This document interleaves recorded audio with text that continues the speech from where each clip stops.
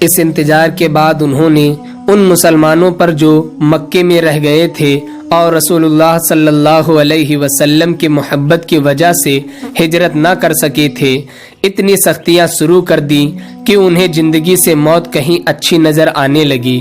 مکہ کے کافروں نے یہ کوشش کی کہ مسلمانوں کو کھانے پینے کا سامان نہ مل سکے، اس لیے دکانداروں کو ہدایت کر دی کہ کوئی چیز کسی مسلمان کے ہاتھ کسی قیمت پر ہرگز نہ بیچے، اور باقی پر بھی پہرا بٹھایا گیا۔ اس سے مسلمانوں کو بے حد تکلیف کا سامنا کرنا پڑا۔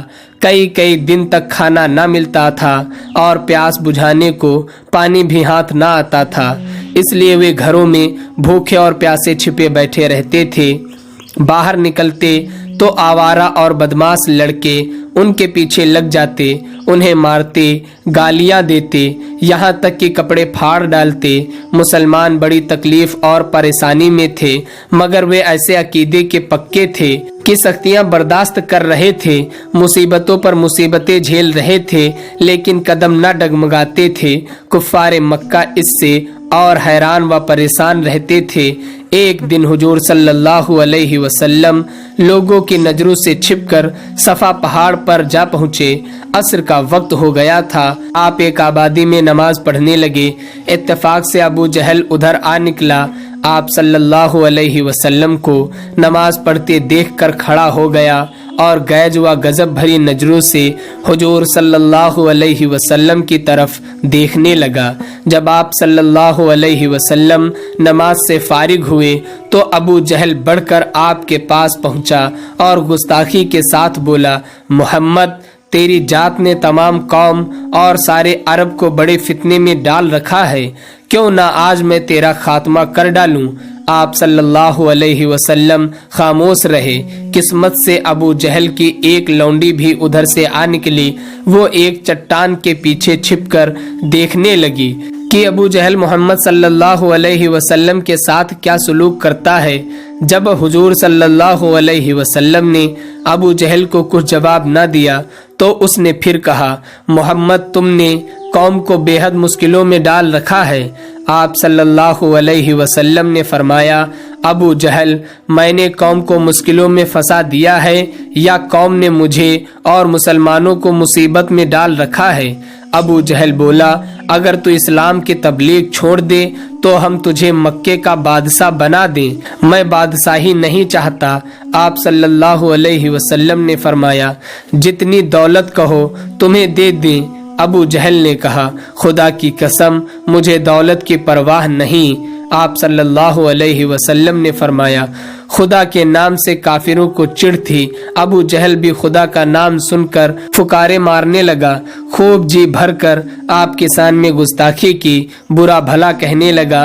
حضور صلی اللہ علیہ وسلم خاموش بیٹھے رہے۔ ابو جہل کا غصہ بڑھتا گیا۔ غصے میں آ کر ایک پتھر اٹھایا اور اپنی پوری طاقت سے کھینچ مارا۔ نعوذ باللہ۔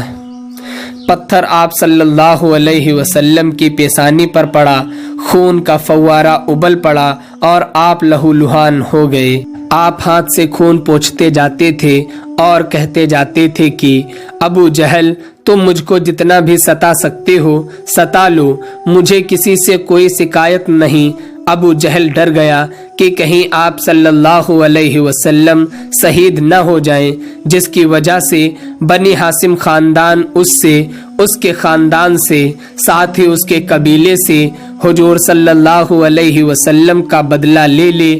اس لیے وہ ادھر ادھر دیکھتے ہوئے وہاں سے چل پڑا۔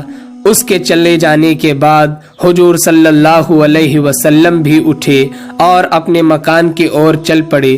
ابو جہل کی باندی نے اس برے واقعے کو اپنی آنکھوں سے دیکھا۔ اسے ابو جہل پر بڑا غصہ آیا۔ اس وقت سورج ڈوب گیا تھا، اندھیرا پھیل رہا تھا۔ باندی بھی خانہ کعبہ کی طرف چل پڑی۔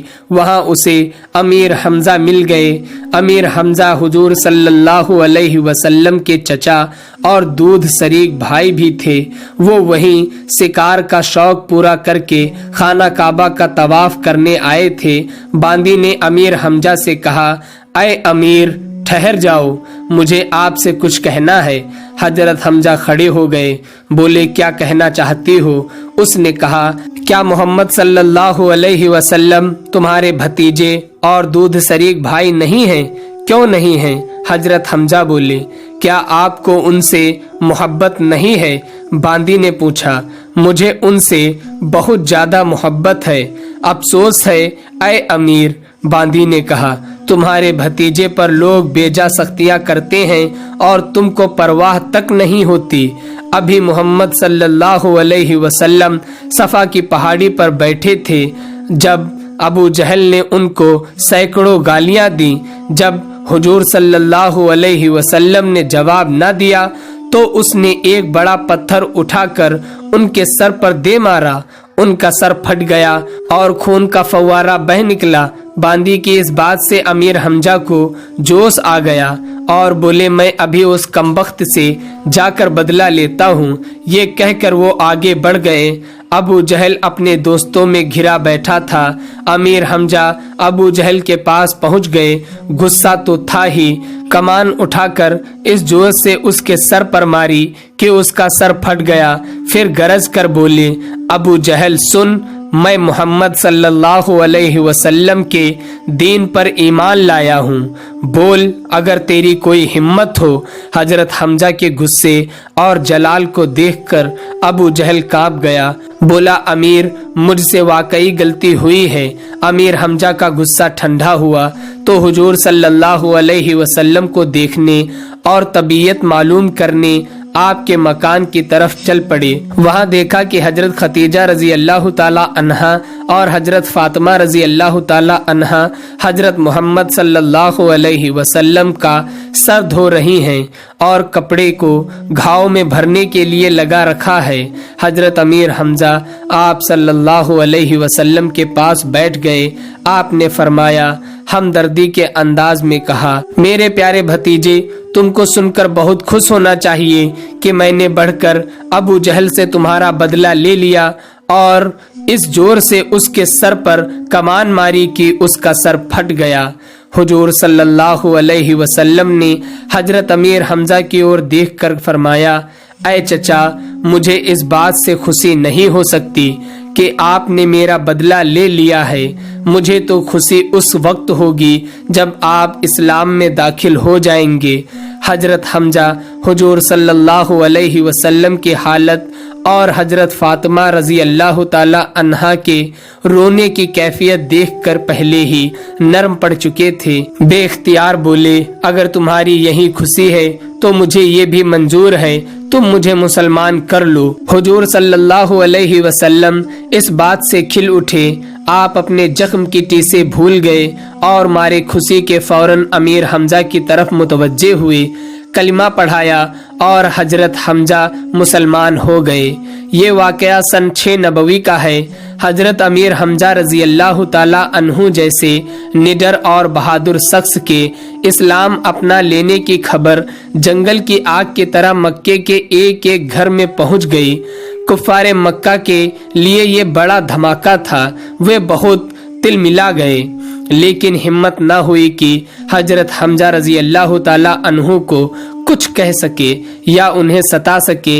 हाँ, उनके खिलाफ राजदारी से खुफिया मशविरा करने लगे। हजरत अमीर हमजा रजी अल्लाह ताला अन्हु के मुसलमान होने से आवारा लड़कों और गुंडों और बदमाशों के हौसले भी पस्त हो गए। सब ने यही समझ लिया कि अब अगर मुसलमानों को सताया गया तो अमीर हमजा बदला लिए बिना न रहेंगे, इसलिए वे भी एहतियात करने लगे। लेकिन जब और जिस वक्त मौका पाते सताए बिना न रहते थे। अब फिर मुसलमान कुछ आज़ादी से बाजारों में आने जाने लगे और खाने पीने की फराखी हो गई। लोगों से मिलने जुलने लगे और तबलीग का सिलसिला तेज हो गया। हर मुसलमान जिससे भी मिलता इस्लाम की तबलीग उसके सामने पेश करता, कुरान मजीद की आयतें सुनाता, लोगों पर उसका असर होता। कुछ मुसलमान हो जाते और अक्सर को मुसलमानों से हमदर्दी हो जाती। इस तरह से इस्लाम धीरे धीरे फैलने लगा। कुफारे मक्का को इससे बड़ी चिंता हो गई। उन्होंने एक मजलिस सूरा बुलाई। फौरन ही तमाम लोग जमा हो गए। इजलास शुरू हुआ। इस बार अबू सुफियान को सरदार बनाया गया। अबू जहल ने कहा, अरब भाइयों, कितने अफसोस की बात है कि जितना मुसलमानों को दबाने की कोशिश की गई उतना ही वे उभरते चले गए। जो लोग हिजरत करके हबसा चले गए हैं उनकी ओर से डर है कि वे कहीं हबसा के बादशाह को मक्के पर न चढ़ा लाएं। मुसलमानों का हाल ये है कि उन पर मोहम्मद सल्लल्लाहु अलैहि वसल्लम का जो जादू एक बार चढ़ गया तो वो अब उतरने का नाम नहीं लेता। ना जाने मोहम्मद सल्लल्लाहु अलैहि वसल्लम में कौन सा जादू है कि सब उस पर मोहित हो गए हैं। मैंने काहिनों से पूछा और आपसे पूछा तो वे भी इसके अलावा कुछ नहीं बताते।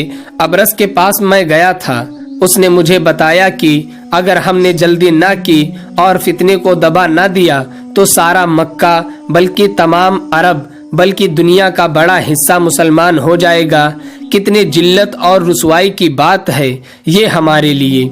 अबू जहल ने पूरे मजमे पर निगाह डाली। हर तरफ से आवाजें आई, नहीं, हम ऐसा नहीं होने देंगे। हम इस जिल्लत को बर्दाश्त करने के लिए जिंदा नहीं रहना चाहते। अबू जहल ने जोश में आकर कहा, इस तरह से न कहो, बल्कि ये कहो कि हम अपनी जिंदगी में ऐसा वक्त न आने देंगे। फिर आवाजें आई, बेशक हम ऐसा वक्त न आने देंगे। अबू जहल ने कहा, जब ये बात है तो तय कर लीजिए कि इस्लाम का खतरा किस तरह मिटाएं, क्या उपाय करें जिससे इस्लाम न फैलने पाए। अबू जहल बोला, लगता है कि हम इस बात से डर गए हैं कि अमीर हमजा मुसलमान हो गए और हमने सख्तियों में कमी कर दी। मुसलमानों की हिम्मत बढ़ गई। हमें चाहिए कि हम फिर पहले ही की तरह सख्तियां शुरू कर दें कि कोई मुसलमान घर से बाहर ना निकलने पाए। ना वे बाहर आएंगे ना इस्लाम फैलेगा। वलीद ने कहा, इस सिलसिले में ना हमको पहले कामयाबी हुई और ना अब उम्मीद है। बेहतर है कि मुसलमानों का कत्ले आम करके उनका खात्मा ही कर दिया जाए। उतबा बोला, हमारा ऐसा करना तमाम कबीलों से लड़ाई की दावत देना है, क्योंकि जो लोग मुसलमान हुए हैं वे हर कबीले से ताल्लुक रखते हैं। ये नामुनासिब तजवीज़ है।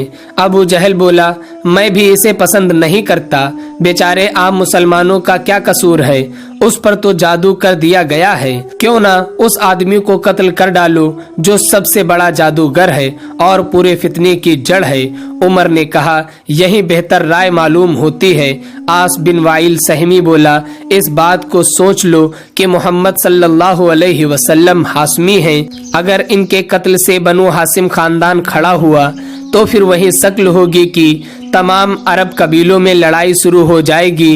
अबू लहब ने कहा, तुम इससे मुतमईन रहो, मैं भी बनु हाशिम में से हूँ, मैं अपने कबीलों को काबू में रखूंगा। वलीद ने संभल कर कहा, अगर ये बात है तो अब कोई खतरा नहीं है, बस अब मोहम्मद सल्लल्लाहु अलैहि वसल्लम का खात्मा ही कर डालो। अबू जहल ने तमाम लोगों को खिताब करते हुए कहा, बोलो, कौन अपने माबूदों, अपने मजहब, अपनी कौम की हिमायत में ये काम करने को तैयार है। अबू जहल की इस ललकार पर लोग खामोश हो गए। उमर को जोश आ गया और उन्होंने जोशीले अंदाज में कहा, मैं इस फितने का खात्मा कर दूंगा। मेरी तलवार बगैर मोहम्मद सल्लल्लाहु अलैहि वसल्लम को खत्म किए म्यान में न जाएगी। मजमा उछल पड़ा। उमर की बहादुरी की तारीफ होने लगी। अबू जहल ने हिम्मत बढ़ाते हुए कहा, ऐ खत्ताब के बेटे उमर, मोहम्मद सल्लल्लाहु अलैहि वसल्लम को जब कत्ल करके आओगे तो मैं तुमको 100 सुर्ख ऊंट इनाम में दूंगा। उमर बोले, मैं किसी लालच में नहीं बल्कि कौम की भलाई में ये काम करूंगा। अबू जहल तुरंत बोला, ये तो सभी जानते हैं, मैं तो सिर्फ इनाम की बात कर रहा हूँ। उमर ने कहा, तो खुशी से तुम्हारा इनाम कबूल करूंगा। इसके बाद उमर उठे और हुजूर सल्लल्लाहु अलैहि वसल्लम के मकान की तरफ चल दिए। तमाम मजमा उनकी कामयाब वापसी पर इंतजार करने लगा।